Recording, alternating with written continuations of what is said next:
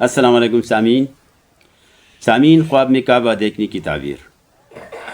سامعین، اگر دیکھیں کہ اس نے احرام باندھا ہوا ہے اور رخ کعبہ کی طرف ہے تو اس کی صلاحیت کی زیادتی پر دلیل ہے۔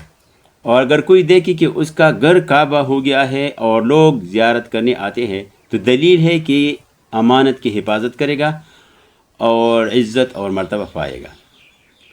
اگر دیکھیں کہ کعبہ میں نماز پڑھی ہے تو دلیل ہے کہ حکام بالا سے اس کا کام عمدہ ہوگا۔ اور حضرت ابراہیم کرمانی رحمۃ اللہ علیہ فرماتے ہیں کہ اگر اپنے آپ کو کعبہ میں دیکھے تو دلیل ہے کہ دشمن کی شرارت سے امن میں رہے گا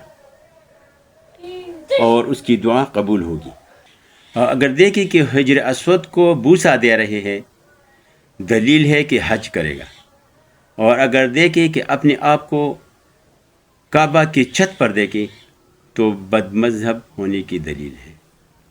اور اگر دیکھیں کعبہ گرا یا جلا ہوا ہے تو دلیل ہے کہ بادشاہ وقت کا حال برا ہوگا۔ اور حضرت جعفر صادق رضی اللہ عنہ فرماتے ہیں کہ کعبہ خواب میں دیکھنا 4 وجہ پر ہے۔ نمبر 1 بادشاہ وقت، نمبر 2 ایمان، نمبر 3 مسلمانی، نمبر 4 ہر قسم کی خوف سے امن میں رہنا۔